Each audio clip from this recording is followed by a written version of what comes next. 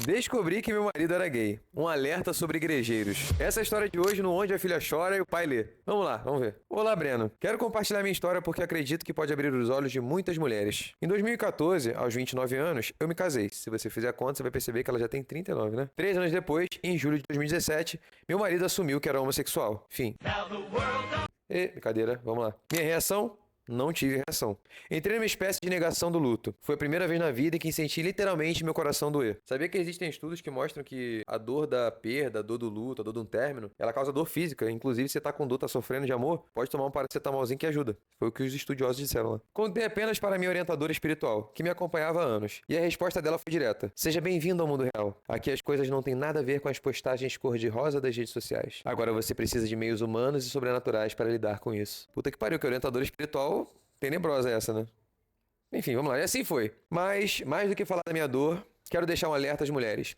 Cuidado com os igrejeiros. Muitas vezes, quando nos convertemos, buscamos um homem de Deus. Só que confundimos isso com um homem que frequenta a igreja. Naquela época não tinha referências como você, Ítalo Marcilli, Ícaro de Carvalho ou Pedro Augusto para clarear o universo masculino. Crescemos lendo revistas escritas por mulheres que poucos entendiam dos homens, e isso nos deixou vulneráveis. Isso é um ponto importante pra cacete, olha só. A forma como vocês veem os homens hoje em dia é uma imagem falsa, criada pelos cinema, pelas novelas, né, por Hollywood, pelos livros também. Eles criaram uma versão do homem que não é o que o homem é. Então vocês precisam entender o homem a partir da ótica masculina e não a partir da ótica de outras mulheres aconselhando você e do cinema, por exemplo. O homem não é um personagem de comédia romântica. O homem não é o personagem, aquele famoso homem literário do livro que você tá lendo. O homem não é aquilo. O homem é um ser totalmente diferente, muito mais objetivo, muito menos frufru romântico e muito mais fácil de se ler. Então aprenda a ler o homem da forma correta. O pai ensina. Vamos lá, continuando a história. Já vi e vivi homens usando a religião como fachada para esconder crises de sexualidade, muito comum, tá bom? Muito comum mesmo, para compensar frustrações pessoais e buscar status dentro da igreja, para fugir de responsabilidade do trabalho no lar. Isso aí, ó, batata também. O homem falar que você tem que ser humilde, tem que viver no simples, como uma desculpa para ser vagabundo e não trabalhar. Super comum também, tá? E até para manipular usando a ideia de submissão da mulher como desculpa para proibi-la de estudar, trabalhar e crescer. Muito comum também. Excelentes pontuações dessa querida aqui. Vamos lá. Depois do divórcio, caí de paraquedas na vida de solteira. Quase 10 anos de relacionamento, entre namoro e casamento, e de repente eu não sabia mais como paquerar, como me relacionar.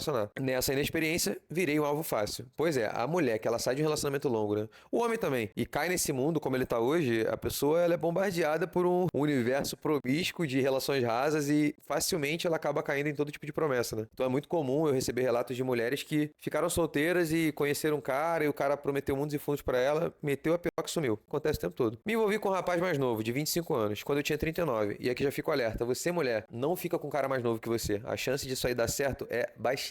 Por quê? Ele é muito mais novo. 15 anos de diferença aqui praticamente, né? Esse cara, quando ela tivesse 50, ele ia ter 35. Se você aprender a fazer a conta matemática, você não vai ficar com um cara mais novo. Porque você tá perdendo seu tempo com um cara que assim que ele vê que você tá envelhecendo e ele tá gostosão, ele vai te dar um pé na bunda e ficar com a novinha. Existem exceções, tá? Mas não aposto que vai ser exceção. Enfim, não tínhamos nada a ver, mas acabei me apaixonando. Precisei fazer o caminho inverso, me desapaixonar racionalmente, porque meu lado emocional me empurrava para uma furada. Olhando hoje, vejo que o que eu buscava era a validação de um homem hétero que me desejasse como mulher, depois da experiência que tive. E aqui entra um ponto crucial. Quando perguntei ao meu ex-marido como ele conseguia ter relações sexuais comigo sendo gay, ele respondeu: eu tinha prazer sexual, só não te desejava como mulher. Caralho?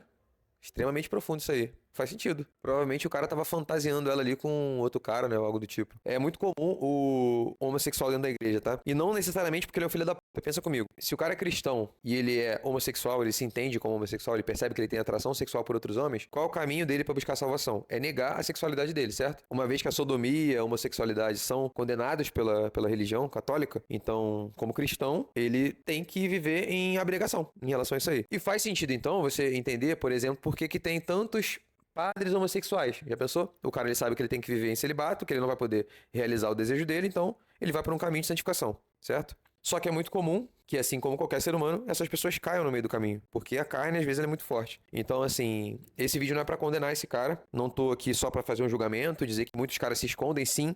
Mas também que muitas pessoas estão, sinceramente, ali tentando corrigir a vida, tentando buscar um caminho de santificação e acabam escorregando pelo caminho. É só a vida acontecendo. Vamos lá. Quando eu perguntei ao meu ex-marido como ele conseguia ter relações sexuais comigo sendo gay, ele respondeu: eu tinha prazer sexual, só não te desejava como mulher.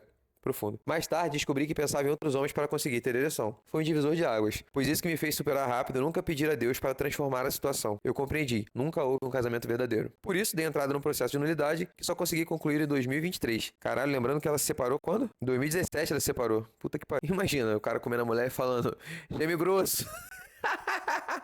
Ela, ai amor não é, ai amor, fala assim comigo, vai. Mas não parou por aí. Será que piora? Um colega que já conhecia minha história se aproximou apenas por curiosidade. Eu me envolvi com ele só depois, ao assistir sua Masterclass. O que os homens nunca dizem, percebi o quanto fui ingênuo. Já fez aquela propaganda gratuita pro pai. O link da aula tá aqui na legenda, tá, minha filha? Se você quiser assistir, eu te recomendo, porque isso vai poupar de muito problema, muita dor de cabeça com o homem. Inclusive, aproveita se tá vendo esse vídeo, já deixa o seu like, já se inscreve, já ativa o sininho, tudo aquilo que a gente precisa para dar aquela fortalecida. Valeu? Essas situações me mostraram como mulheres divorciadas, maduras e que não são de bagunça podem virar alvo fácil de homens mal intencionados. Hoje, aos 41 anos, foco em cuidar de mim, corpo, carreira e desenvolvimento pessoal. Mas ainda me pergunto onde encontrar homens que queiram algo sério. Não gosto de aplicativos, onde me sinto em um cardápio. E até em grupo de solteiros já vi situações bizarras, como o homem que brigou comigo porque não dei bom dia antes de falar do assunto no WhatsApp. Cara, a situação do solteiro hoje em dia é completamente insalubre, da mulher hétero, coitada da mulher, meu irmão. Quero compartilhar tudo isso porque vejo muitas mulheres iludidas por um ideal distorcido. Casar rápido, ter filhos e achar que todo homem de igreja está pronto para isso. Não está. É preciso maturidade, valores reais e vida reta. Com ou sem religião. Muito bom o posicionamento dela, muito bom mesmo. E você tem que aprender a identificar o que é um homem, né, minha filha? Porque o cara conseguiu te enganar e ele gostava de outra coisa, você não tava muito atenta. E sim, parece história de novela mexicana, mas é real. Bom, vamos lá.